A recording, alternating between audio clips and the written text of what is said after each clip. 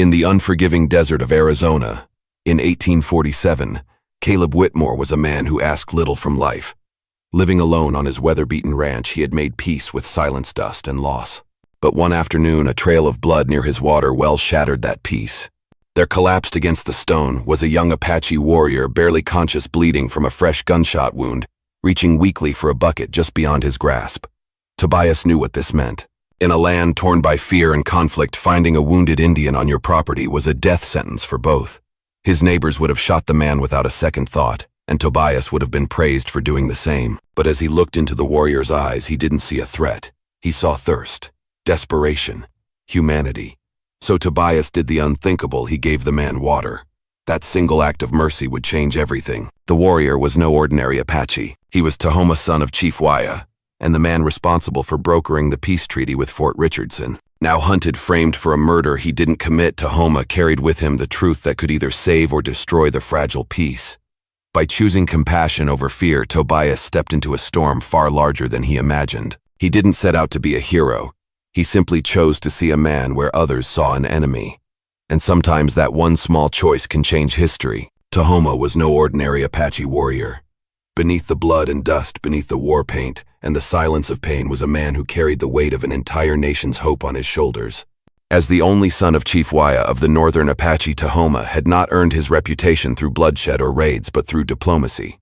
He was the rarest kind of warrior on the western frontier, a peacemaker. It was his voice, his presence, that had helped broker the fragile treaty at Fort Richardson, ending 3 brutal years of bloodshed between settlers and Apache tribes. But peace is rarely profitable, and for some men in the Arizona Territory War had become big business. Hidden behind badges and titles, they supplied weapons to renegade factions and stoked the fires of conflict to fill their pockets with gold. Tahoma had discovered this treachery too late. Summoned to a supposed meeting with Colonel Ashford to expand the peace treaty into the southern territories, he instead walked into an ambush. Morrison was murdered, and Tahoma was shot at close range, left for dead, framed as the assassin, and hunted by the very lawmen who once shook his hand in friendship. By the time Tahoma stumbled onto Caleb Whitmore's ranch, he was bleeding out, body failing, soul burdened with secrets too dangerous to speak aloud. But even as he reached for water, he knew his presence put Tobias in mortal danger. Still, Tobias helped, and that help became Tahoma's only chance to expose the truth. Tahoma's survival meant more than just clearing his name. It meant stopping a conspiracy that threatened to unravel everything he and his people had worked for. The gun runners, the corrupt marshals, even officers in the territorial army all stood to lose if Tahoma lived to testify before the Apache Council. That's why they needed him dead. That's why they sent Marshal Burke, a man known for brutality, to silence him for good. But Tahoma was not alone. With Tobias's protection and the courage of a few honest deputies, he found strength to speak the truth. And when the Apache war party arrived, not for vengeance but for justice, Tahoma stood not as a fugitive, but as a leader once more. His survival was a spark that reignited the cause of peace. His voice, once silenced by bullets, became the rallying cry against treason. And his name, Tahoma, would be remembered not for the war he was framed for, but for the peace he almost died defending. When Caleb Whitmore first saw the blood trail leading to his water well, he thought he was about to deal with another dying animal. Maybe a coyote or deer wounded by a hunter's stray shot. What he didn't expect was a young Apache warrior, half-conscious and bleeding from a bullet wound, collapsing beside his well. The man Tahoma didn't beg, didn't plead, he simply reached for water. And that simple human gesture shattered years of prejudice and fear Tobias had been taught to carry. In a land where suspicion ruled and mercy was seen as weakness, Tobias made a choice that went against every unwritten law of frontier life. He gave Tahoma water and sheltered him. That choice, seemingly small, would prove to be the most dangerous decision he'd ever made. Unbeknownst to Tobias, Tahoma wasn't just any warrior. He was the son of Chief Waya, and the architect of the peace treaty that had ended years of bloodshed between the Apache and the settlers. Now he was being hunted not for war crimes, but because he held the truth. Tahoma had been ambushed on his way to expand the treaty, and Colonel Ashford, the only other man aware of the corruption festering in the territorial government, had been murdered. The killers had staged the scene to look like a savage attack, pinning the crime on Tahoma. Marshal Dixon Webb, a lawman with a reputation soaked in violence and blood, arrived at Tobias's ranch with 6 armed deputies. Webb wasn't looking for justice, he was there to silence the one man who could unravel a profitable conspiracy. When he questioned Tobias, there was already blood in his eyes and his pistol hand itched for an excuse to draw. Tobias stood his ground. He denied seeing anyone despite the bloodstains near the well, despite the 6 rifles aimed at his chest. He knew one false move could get him killed, and yet he stood anyway because somewhere in his soul a line had been drawn. A man can't call himself decent if he turns away from another human being who's dying of thirst and truth. Then Tahoma revealed who he truly was and why he was being hunted. He showed Tobias and the deputies a blood-stained letter from Colonel Ashford, detailing the corruption, the gun-running, and the names of those who profited from war. Marshal Burke's face turned from suspicion to panic. His men, especially a young deputy named Bradley, began to question everything. Tahoma's voice didn't waver. He accused the territorial marshal's office of taking bribes, of orchestrating murder, of feeding chaos for coin.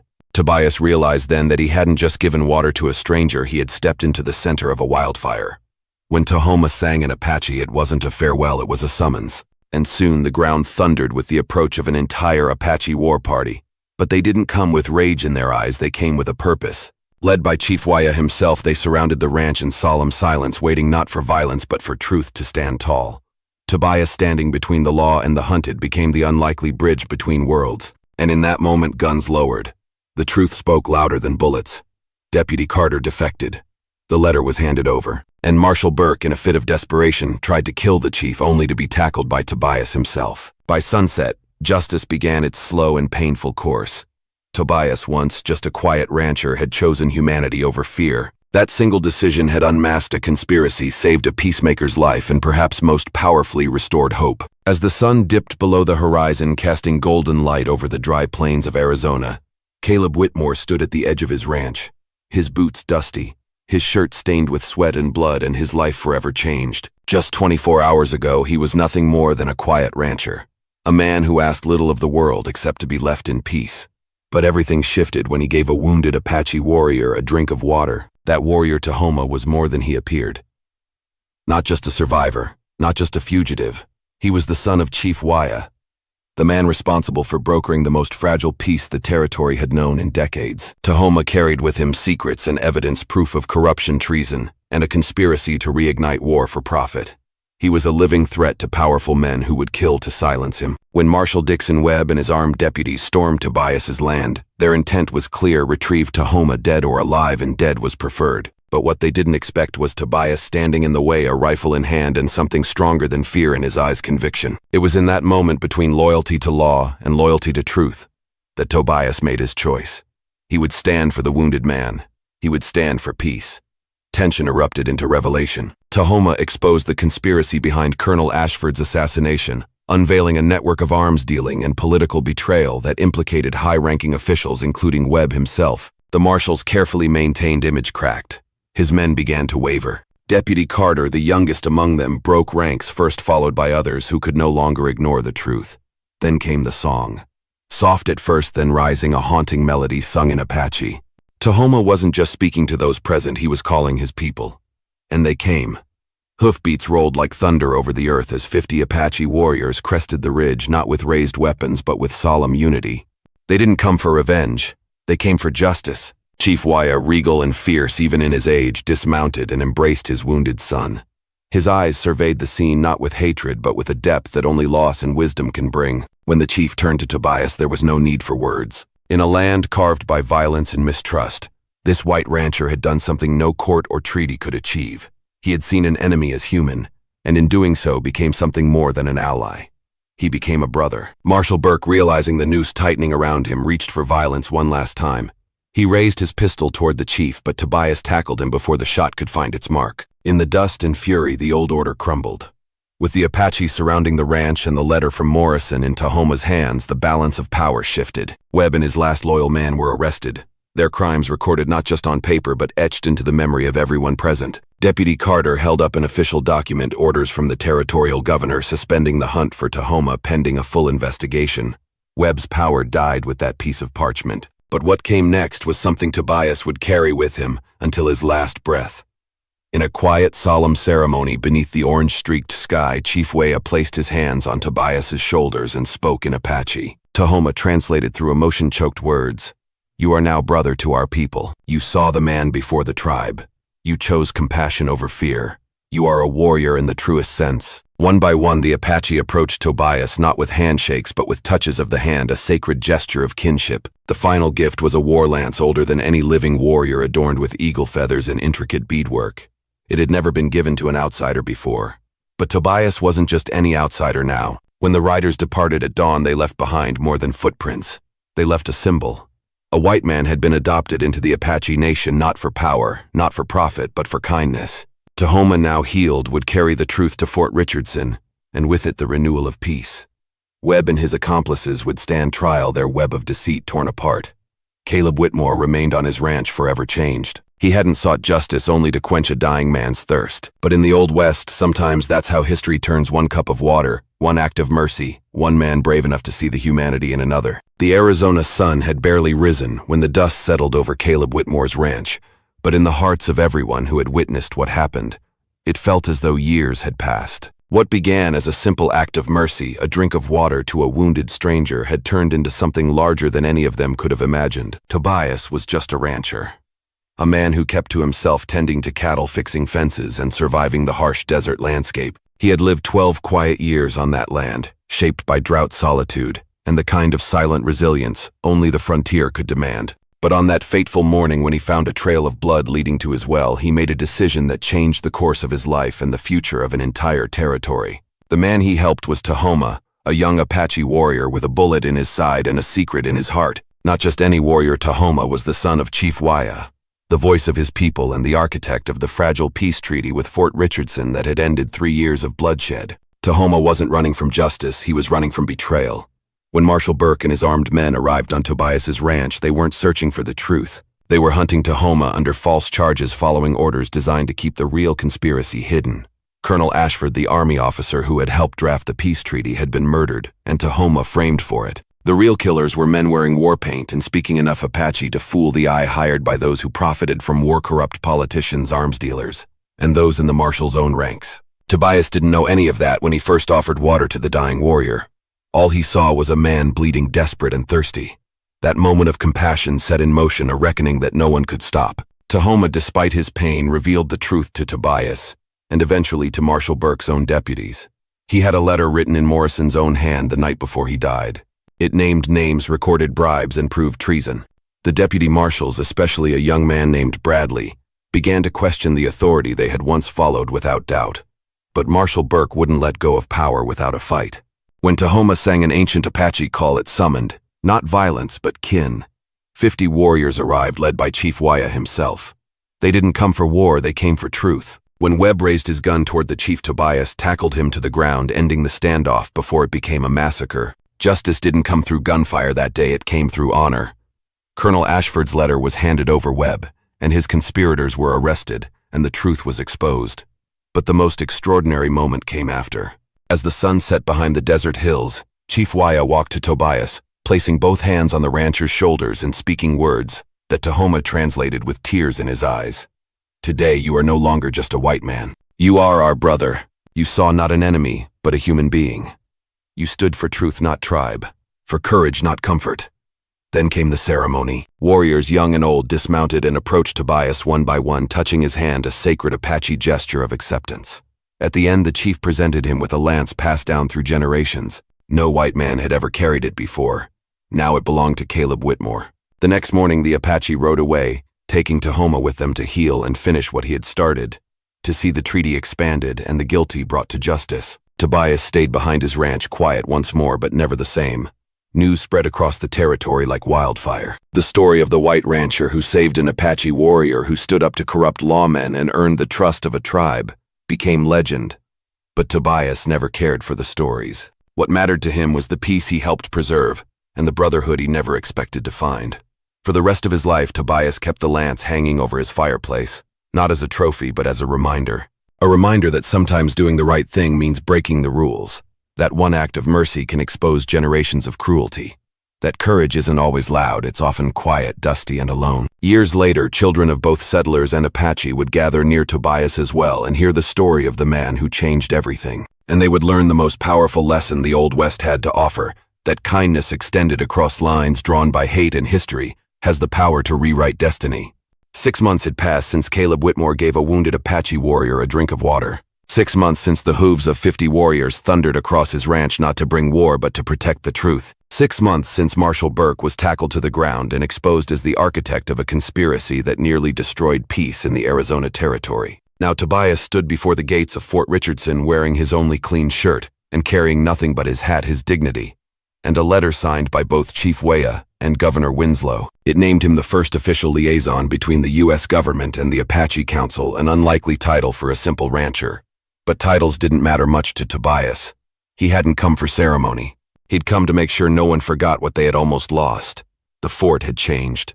The walls still stood high. Soldiers still marched in line, but there was a softness in the air. The kind that comes after fire has passed and left the land charred but open to new growth. Children played in the yard, both white and Apache, chasing each other through the dust.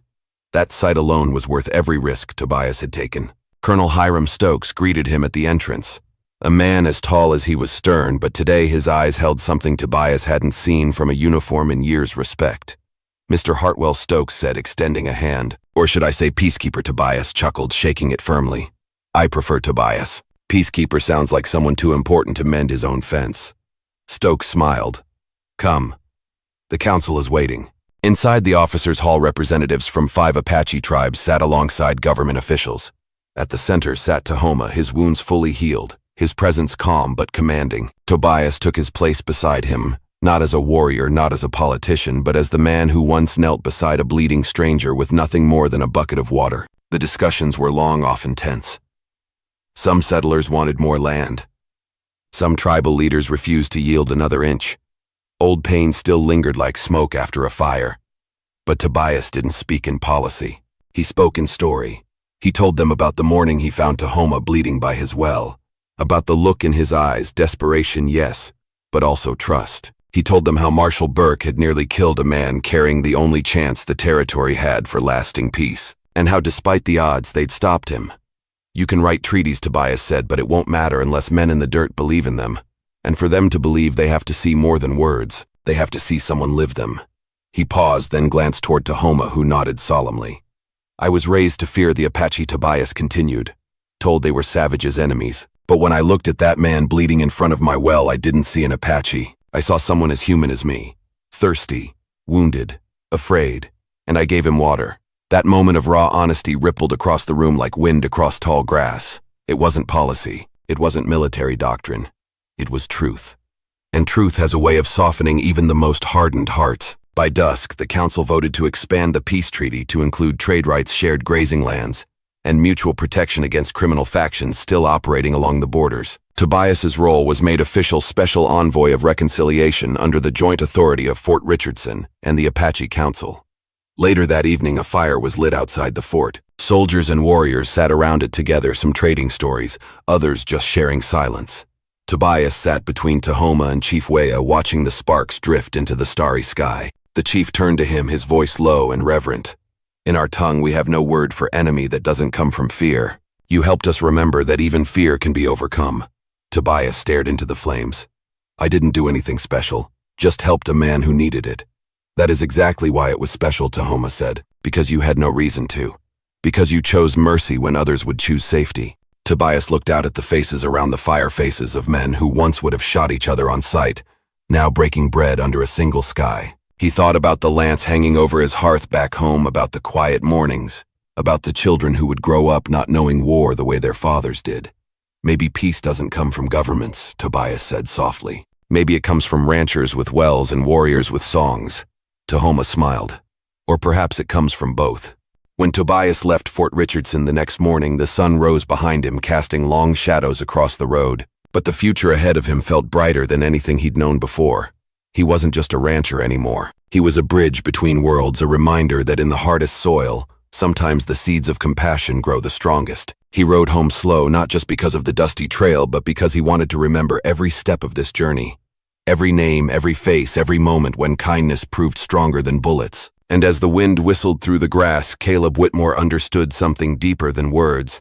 The peace he helped build wasn't forged in halls or council rooms, but in the simple, quiet choice to see a stranger as human. In the quiet strength of Caleb Whitmore's simple act offering water to a wounded stranger, we find a lesson that speaks across generations. Compassion doesn't require permission, only courage. In a time and place where fear, prejudice, and violence ruled the land, Tobias chose to see not an enemy but a fellow human being in need. That one choice, born of decency, unraveled a conspiracy, saved a peace treaty, and reminded an entire community of the power of moral clarity. For many older Americans, especially those who have lived through war, civil rights movements, and decades of social change, this story affirms a timeless truth. The greatest changes often begin, not in government halls, but in the hearts of ordinary people. Tobias didn't carry a badge or speak in grand speeches. He simply followed his conscience, and in doing so, he helped reshape the future. As we age, it's easy to believe our most meaningful acts are behind us, but Tobias reminds us that wisdom, empathy, and quiet bravery are often needed most in later years, when the world seems divided, when fear grows louder, when doing nothing feels safer. Sometimes the most radical thing a person can do is extend kindness when others expect silence or judgment. So whether you're sitting on a front porch or speaking to your grandchildren, remember your example still matters. In a world hungry for justice and dignity, even a single act of humanity like giving a man a drink of water can ripple through history.